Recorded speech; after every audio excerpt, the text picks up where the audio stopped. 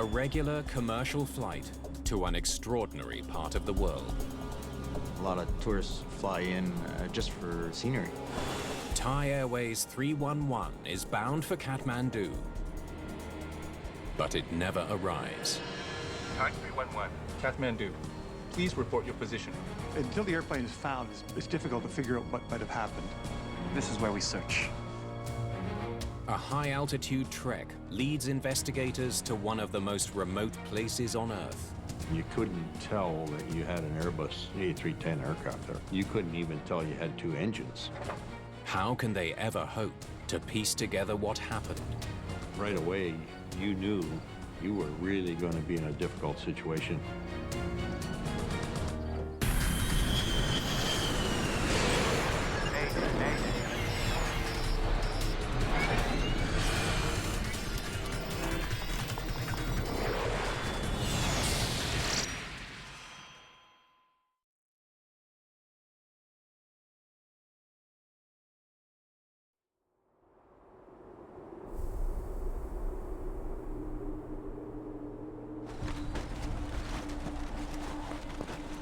It is midsummer in the Himalayas. Monsoon season, when shifting winds and sudden rains sweep across the jagged mountain landscape. Just above the awesome peaks flies Thai Airways Flight 311. The pilot flying is Captain Prida Sutimai.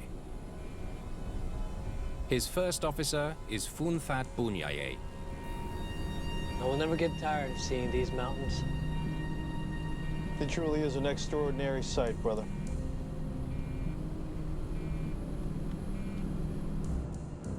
The flight's 99 passengers are a mix of Nepalese nationals and international tourists, all headed to Kathmandu. Kathmandu is a popular tourist destination. It's a mountainous airport, and a lot of tourists fly in just for that, for the scenery.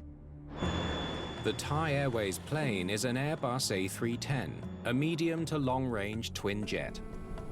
The A310 overall is a fantastic airplane. It has a range of 8 hours, and it can carry 20 tons at a decent altitude. The flight from Bangkok to Kathmandu is expected to take roughly 3.5 hours. The Nepalese capital lies at more than 4,500 feet above sea level. The approach requires navigating near some of the world's highest mountains.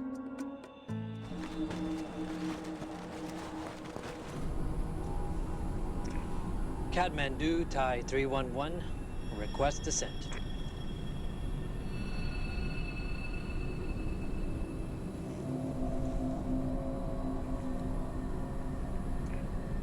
Kathmandu, Thai 311, do you read?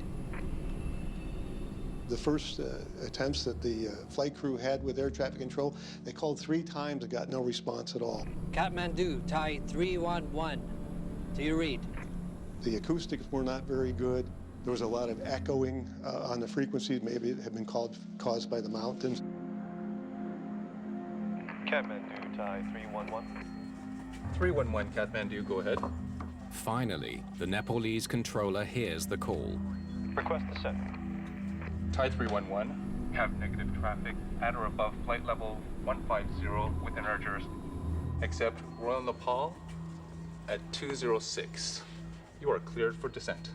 The controller, he was relatively inexperienced. He had 9 months experience. You know, he's not a complete rookie, but at the same time, he's got a lot to learn yet. Ladies and gentlemen, we will soon begin our descent into Kathmandu. Please stow away your tray tables, raise your seat backs, and fasten your seatbelts in preparation for landing. The flight is now about 30 minutes from its destination. Lots of clouds. Let's go through. Kathmandu's Tribhuvan International Airport is one of the most challenging in the world. The mountains that tower above the capital force pilots to descend much more steeply than at other airports. When I look at the approach that the aircraft was going to be flying going into Kathmandu, I'm definitely struck by the steepness of the approach itself and the gradient of the terrain in the area.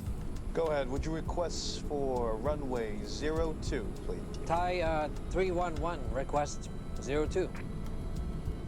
Thai 311, confirm requesting 02. Confirm. The pilots have requested a straight-in approach from the south to runway 2. It will keep them clear of high mountains north of the airport. But as they get closer, things change. Thai 311, Kathmandu. Go ahead, Thai 311. Thai 311, for your information, runway 02 not available due to poor visibility and heavy rain toward that side. You'll have to take runway 20. Sudden bad weather means the only approach now available is from the north. It requires circling north of the airport to land on the opposite runway, a maneuver the captain does not want to make. We need a runway 02 for the straight-in approach. You'd be challenged at the notion doing a circling approach in a mountainous environment. It's one thing to do it over an island, say in the sea, without any obstacles. It's another thing to do it surrounded by mountains.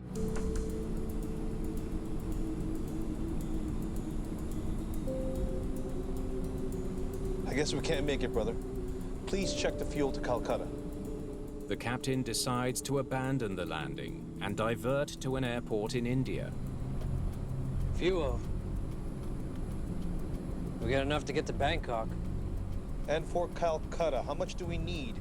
18, 14, 42? For passengers, diverting to Calcutta would mean landing more than 400 miles away from their destination. Thai 311, I've just confirmed that runway 02 is now also available. Report 25 DME. Wait a minute. It seems the unpredictable weather has changed again. It's good news. Kathmandu Thai 311, confirm runway 02 available? Confirmed. Runway 02 is now available. That's lucky. The straight-in approach from the south is once again clear. But the plane is now too close to the runway to descend safely. They were a little bit high for the position that they were at in relation to the airport. Kathmandu Thai 311, we cannot make approach now. We will need to turn back to Romeo and climb to 8,000 feet and start our approach again. The captain decides to turn around and try again. It should give him the distance he needs for a safe, controlled descent. Using the flight management system, First Officer Bunyaye looks up a navigational waypoint called Romeo to restart their approach. But there's a problem. The system won't lock in the flight path to Romeo. It disappeared. It's Romeo 27, isn't it? Romeo.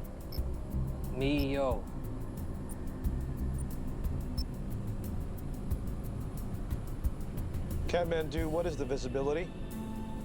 Thai 311, stand by for tower observation and visibility. Flying in dense cloud, the pilot's view ahead is extremely limited. They want to know when they can expect to see the airport. Level change. A ground proximity warning suddenly begins to sound. Pull up, pull up.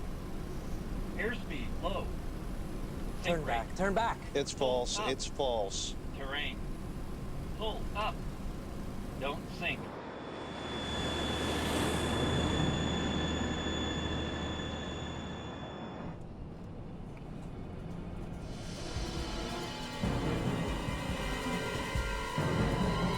Terrain, terrain. Pull up. Up, up. Pull up. Oh my God!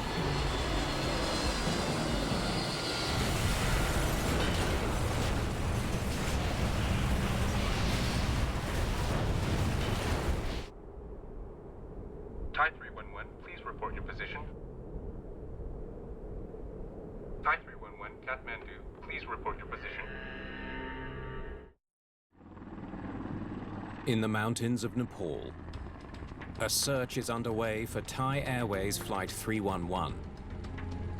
The Airbus carrying 113 people vanished on approach to Kathmandu. Nepal has moved quickly to set up a royal commission of investigators. This is the airport. Flight 311 was coming in from the south, here. Until the airplane is found, it's difficult to figure out what might have happened. This is where we search.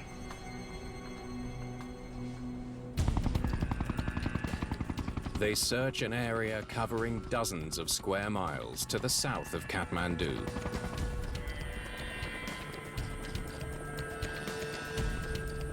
And the search course started in the south because it came in from the south. A methodical search eliminates territory, sector by sector. Where is this thing? The plane is nowhere to be found.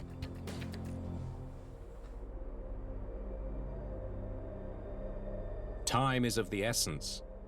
The unpredictable Himalayan weather could bring heavy rains at any moment, making the search all but impossible. As the mountain search continues, investigators interview air traffic control, hoping for any kind of lead. We don't have radar here, so can't help you with the airplane's location. A radar is a line-of-sight tool. It doesn't penetrate through mountains or anything like that. So in a mountainous area like Kathmandu, your radar coverage would be limited to some degree because it would be blocked by the mountains themselves. I just rely on what the pilots tell me. In a non-radar environment, they have a mental picture, and that picture is really painted by the words that the pilot reports to them. They don't have an exact location. It's almost like working blindfolded. They were going to restart their approach. Their last reported position was here, 14 miles to the south of the airport. Kathmandu Thai 311, we cannot make approach now. We will turn back to Romeo and climb to 8,000 feet to start our approach again. To redo the approach, they would have to turn back towards the south. There was one thing. At one point, they mentioned a technical fault, but a few seconds later, they said they were fine. A mysterious technical fault raises suspicion. But at this point, there's no way of knowing if it played any role in the plane's disappearance. They knew the aircraft had some technical problem, that's what they were told. We didn't know whether it was a radio fault, a navigation system fault, so we wondered what it was. It's been almost 48 hours since Thai Airways Flight 311 disappeared in the Himalayas. Investigators have yet to find the aircraft. But now, they're about to get an important break. Local villagers report that they found aircraft debris north of Kathmandu. Some people where the airplane crashed had heard about it, had heard the crash, and they couldn't communicate with anybody as to where it went because they just didn't have the means to do so. Are you sure you don't mean down here, to the south of the city? Investigators can't quite believe it. The reported crash site is nowhere near the area they've been searching. I don't think they ever, in their wildest imagination, thought the airplane was north of the airport. North of Kathmandu, near the border with Tibet, the Himalayan peaks soar to an altitude of 20,000 feet. These northern summits are the reason almost all planes approach Tribhuvan Airport from the south, where the mountains are closer to 8,000 feet. Send out the helicopters. Tell them to start searching to the north of the airport.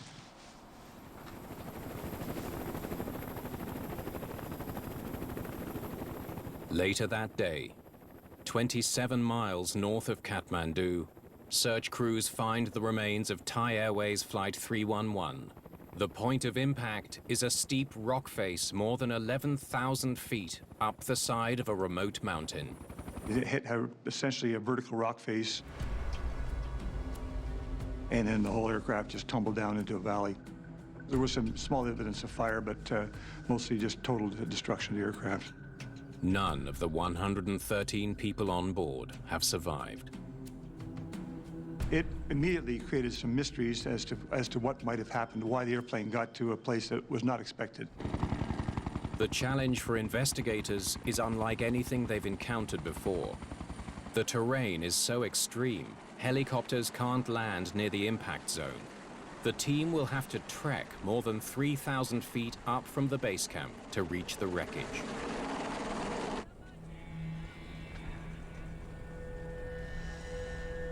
It's a treacherous 5-hour hike. Okay, I gotta stop. It's a dangerous area. You have to be very, very careful. In the high altitude, you tend to end up with hypoxia.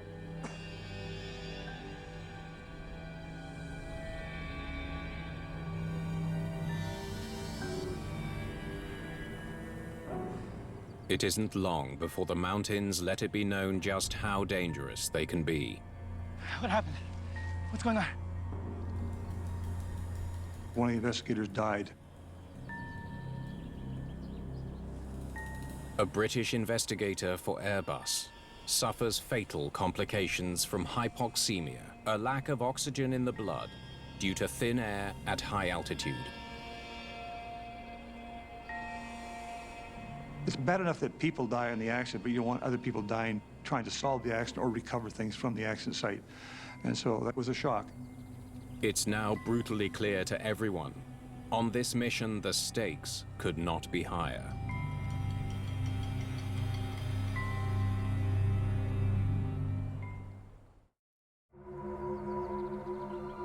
Deep in the Himalayan mountains, Nepal's Accident Investigation Commission makes its way towards the Thai Airways crash site.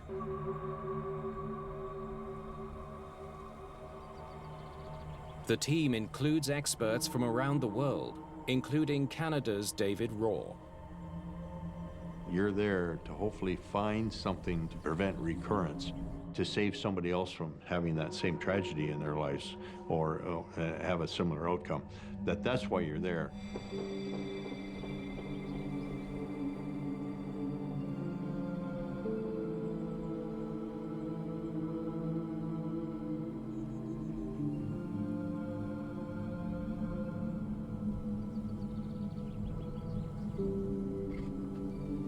Raw is confronted with a scene of total devastation. The level of destruction was enormous.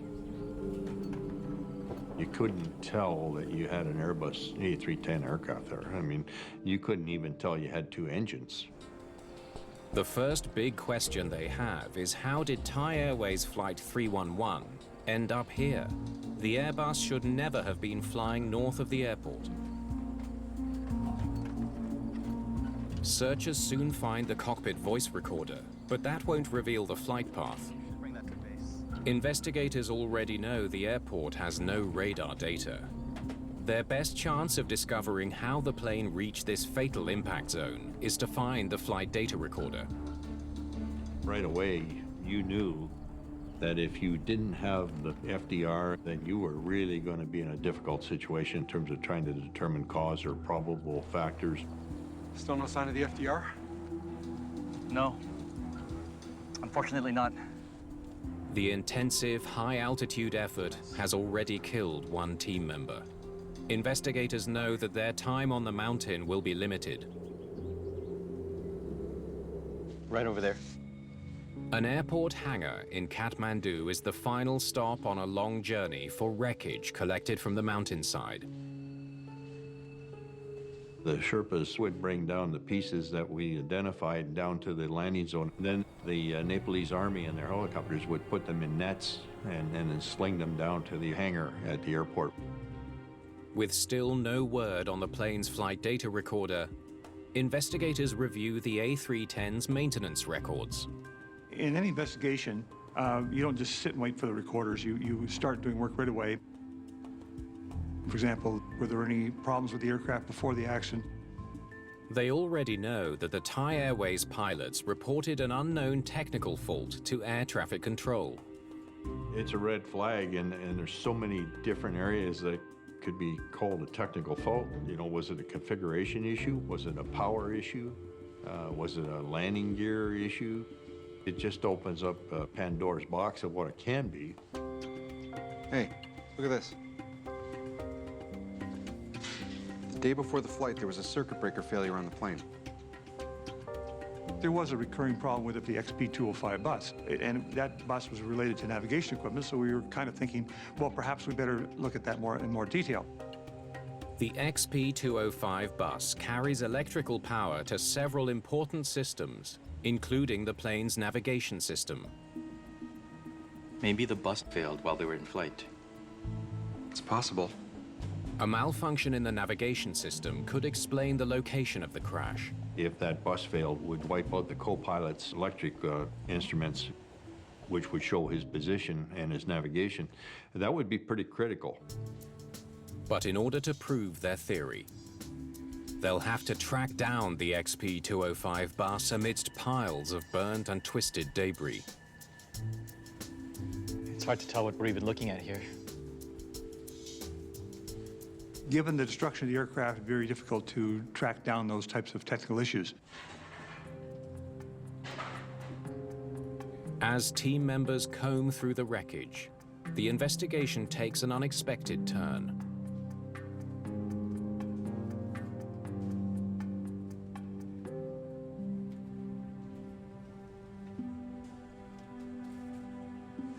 Excuse me. Can I help you? During the investigation, one of the family members was asking for a circuit board just because they somehow would link them to their loved one.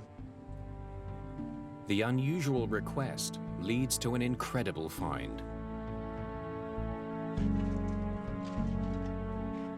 That's when we actually found the internal mechanism of the recorder we were missing, which was quite amazing.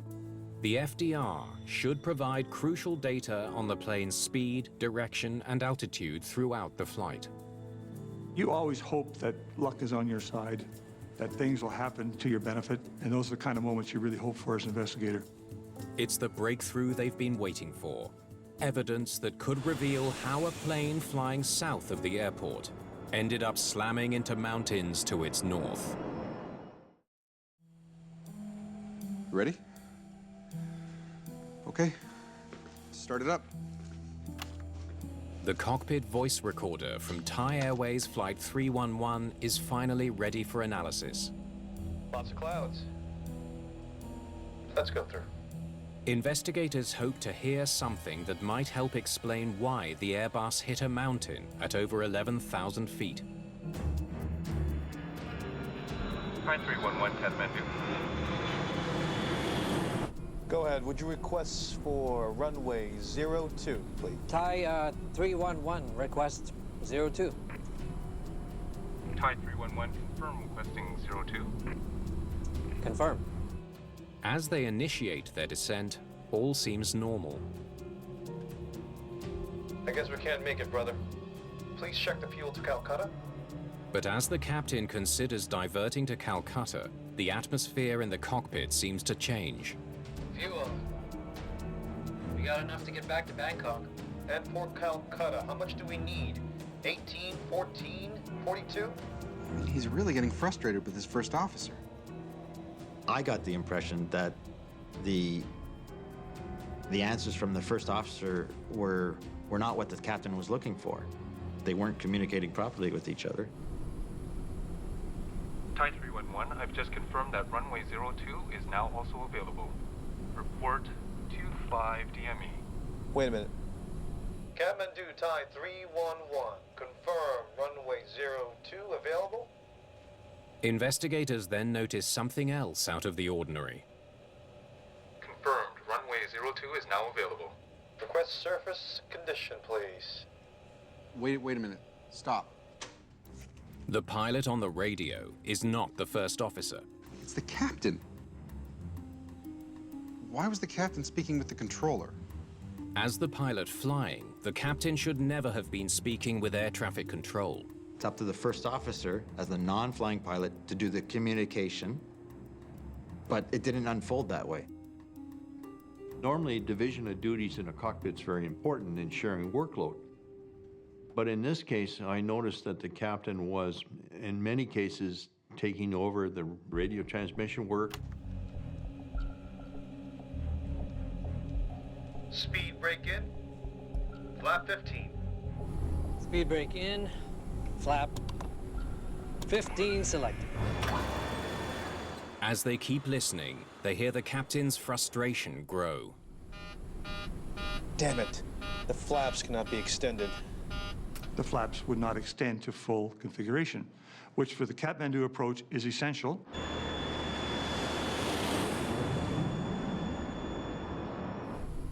It's too late to make a landing. It's too late. We can request a return.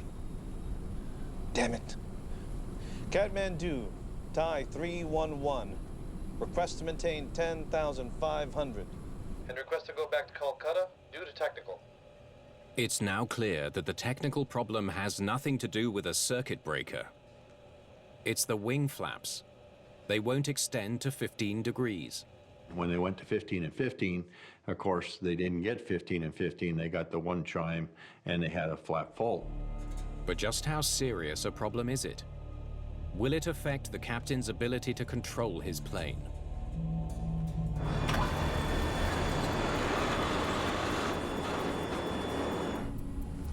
Hey. The flaps have extended. The recording soon tells them that the flap issue is quickly resolved. They did cycle the flaps. They did correct the problem. Back to normal now. Can we make a left turn to Romeo? Understand operation normal. And you'd like to make an approach? Affirm. Affirm. The situation appears to be stabilizing. Thai 311, clear Sierra approach. Report 10 DME, leaving 9,500.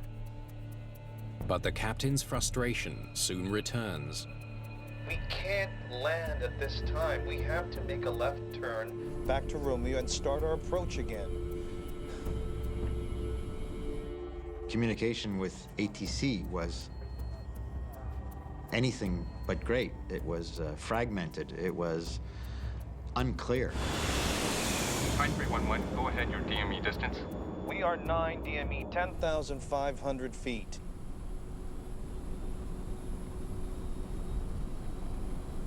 Answer, please.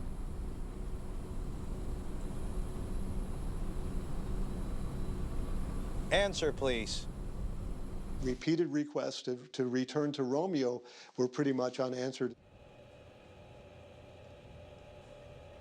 Investigators now wonder, Kathmandu, Thai 311, can we make our left turn back now? does the Thai Airways crew keep flying towards the mountains because they don't have clearance to change course? We'll climb and turn to the right. But despite lacking clearance, the captain takes matters into his own hands and turns his plane right, heading back to the start of the approach.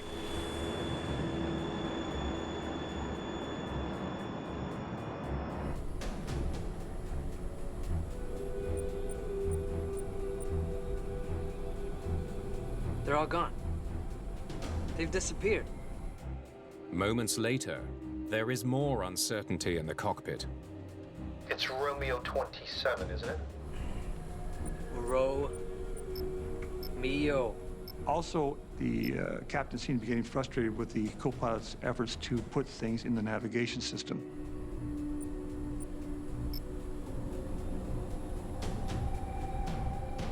This thing failed again. Why is he having such a hard time inputting the waypoint? Then, investigators hear a surprising question from the first officer. Are we going north? The co-pilot said something like, "We're going north, huh?" With that inflection, like it's a mitigated type question.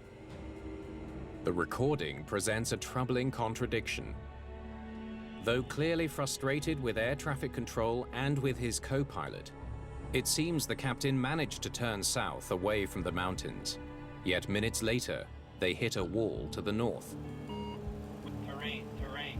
Pull up. Turn back, turn back. It's false, it's false. How they ended up slamming into a mountain they were supposed to be flying away from remains a mystery. Terrain. Pull up. Oh my God!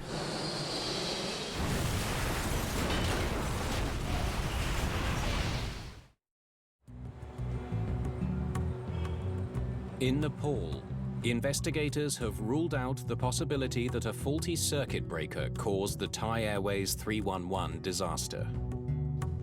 Had the XP205 bus failed, it would have fired off some warning chimes, which I'm sure they would have talked about, which they didn't. And so I think that was probably the main reason we discounted it as a factor. They wonder if the work records of the two Thai Airways pilots can shed any new light on the investigation. The captain's record reveals he was a highly trained pilot who had flown to Kathmandu many times. He was impressive, and I think everybody in the company had identified him as a person who was going to go right to the senior levels of the company. The co-pilot was older than the captain, had a lot of experience as well. First officer's flown into Kathmandu 14 times in the last year. But as investigators look more deeply into the first officer's record, they make a surprising discovery. Thai Airways, they categorized you based on whether you were going to be captain material or whether you were going to be first officer material only. Interestingly enough, in their assessment, they categorized for the first officer in this case that he would not be captain. I've always thought that if you tell somebody you're limited, I will hire you, but you're limited, well, maybe they'll fulfill that prophecy. Still doesn't explain how they ended up way up here to the north. Flight 311 flew 27 miles north of the airport, into airspace commercial airliners normally avoid at all cost. Is that the data from the FDR? Great. With the FDR data now recovered, investigators have their first chance to analyze the plane's deadly flight path. There's recorders that will give you latitude and longitude, gives you a nice track as to where the airplane went. First, let's have a look at what they were intending to do. Can you pass me the published approach? Thai Airways' approach to Kathmandu is from the south. The crew wanted to land on runway 2. Okay, roughly here is where they would have decided on the missed approach. This is where they were supposed to go. Let's see what they actually did.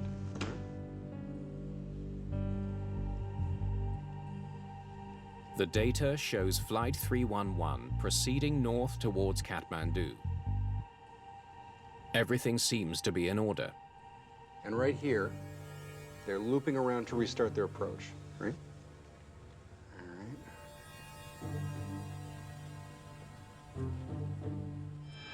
They were supposed to level out. They just kept turning. Instead of straightening out and heading to Romeo, Flight 311 does a complete 360-degree turn. When I saw it, I was, I was amazed, because I couldn't understand why they would want to do that. It just doesn't make any sense. Why the Airbus flew in a complete circle, back on a collision course with mountains north of the airport, is a mystery investigators must solve in order to understand why 113 people died aboard the Thai Airways flight.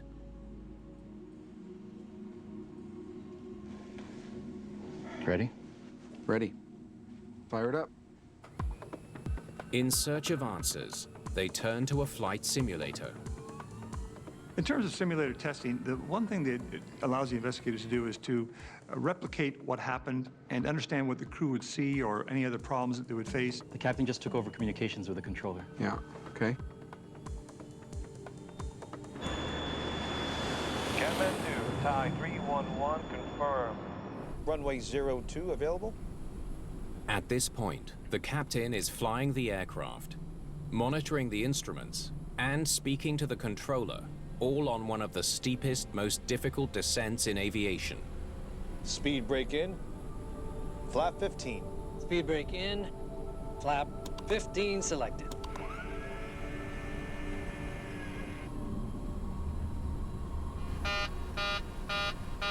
Damn it. The flaps cannot be extended. The flap issue is temporary, but time spent resolving it forces a delay. They can no longer make the straight-in landing. Let's see. Okay, no. We are too high and too close for the approach. Only choice is to circle back and do another approach. The controller hasn't given clearance. He keeps asking for the aircraft's altitude and distance from the airport. Hang on, we are getting very close to the mountains, right? We need to make a turn soon. The autopilot takes the plane to a selected heading in the shortest way possible. In this case, that would mean turning to the left. The controller said there's traffic to the left. Okay, there is a lot going on here right now. And he still hasn't cleared you to go back to Romeo.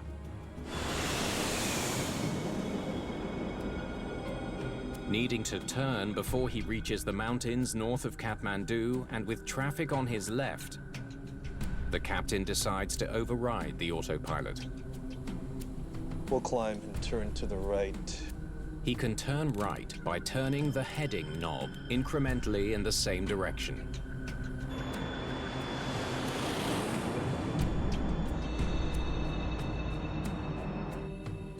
The airplane was turned most likely by changing the heading bug. In other words, the captain has that option. He just turns a heading selector and the airplane will turn. Watch your turn. You're starting to level off. Oh, yeah, right. The climb, turn, descend with an autopilot, that's tough to do. And he was doing all of that in the turn. Okay, you're starting to fly south now and should straighten out. Yes. But he gets yet another call. The controller tells him to lower the altitude to 11,500 feet due to traffic in the area. Okay. Type 311, descend to flight level 11,500. It started to really become apparent that, you know what, with all the distractions, with all the workload that the captain had, that eventually, you know, the monkey climbed on his back and he took on the whole load of the operation. Investigators are close to a breakthrough. And this is the moment they should have stopped adjusting the heading. The simulation gives them a sense of the mounting pressure in the Thai Airways cockpit. An extremely busy captain flying a challenging approach attempts an improvised right turn. He's trying to do too many things at once. He's asking to go to a point. He's trying to fly the airplane on the autopilot. And he's starting to lose the 3D picture that he has in his head where he is. Without realizing it, he turns the heading knob too far. He turned it one too many times and did a full circle. Each time he has to reach up and change his heading, he has to take his eyes off the ball. What's the one thing that we never do is take our eyes off the ball. Well, each time he reaches up to select a different button, he takes his eye off of the screen. The captain took on too much himself, where the point he was distracted from his primary task, which is to navigate the airplane. Investigators finally understand how the plane ended up heading in the wrong direction. But they still wonder why the crew didn't notice the mistake in time. After he did the turn, they kept flying north for more than 5 minutes. As the pilots head toward disaster, they struggle to input the Romeo waypoint. Their frustration with the flight computer should be a warning sign. Romeo is now behind them. How could they not notice? Why the Thai Airways crew failed to notice that they had turned their plane 360 degrees back towards the towering Himalayan mountains is one of the last mysteries investigators want to solve. The team tried to understand as to why the crew continued to the north. What cues could they got, and why did they ignore those cues? Take a look at this. There are no cardinal points on the compass. A close look at the cockpit compass reveals a possible explanation. The instrument lacks the usual direction markers, NSEW, for north, south, east, and west. It had just numbers. I think if there had been a big N on top of the compass the whole time, it might have made a difference.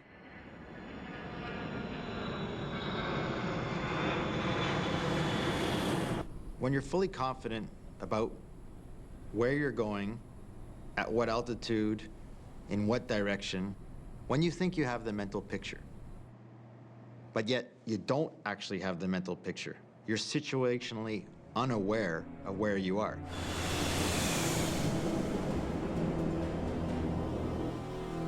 You know, one thing still bugs me, though.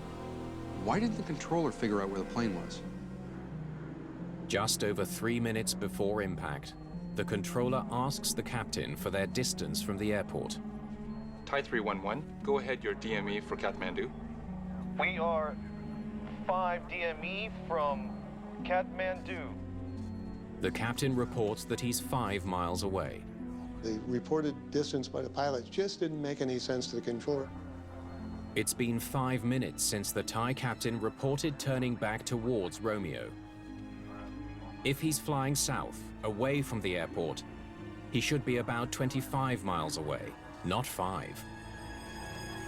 The controller can't see on his screen where this airplane's going. All he can do is have a picture in his mind that the airplane is here and it's still following a script.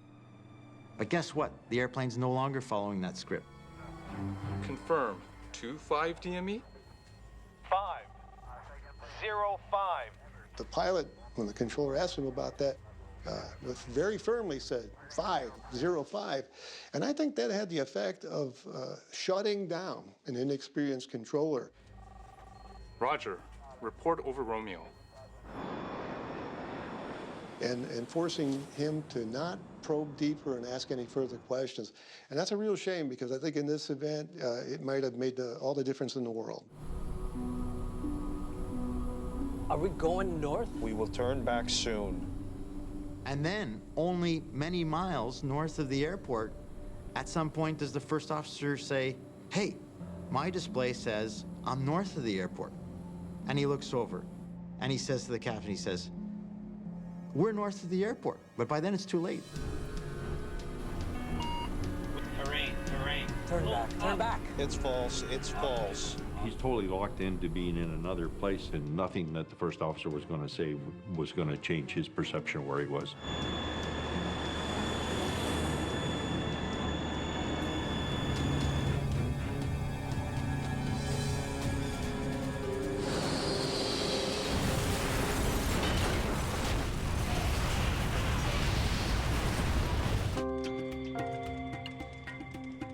It's an amazing thing how powerful our minds are sometimes when we're convinced we're doing something, even if that something is totally wrong. The crash of Flight 311 underscored the need for more advanced air traffic control technology at Nepal's Tribhuvan airport. In an environment like Kathmandu, radar was essential, and radar was put into Kathmandu, so this would not happen again. The Thai Airways disaster also drove home the crucial importance of teamwork among pilots, a fundamental rule requiring a division of duties in the cockpit must never be ignored. It's not easy to realize, yeah, I'm so overloaded, I have to start delegating tasks. I have to stop doing everybody's job. He was trying to do everybody's job. At some point, you have to say, enough is enough. I'll fly the airplane. You handle the communication, and tell ATC what I am doing. Tell them.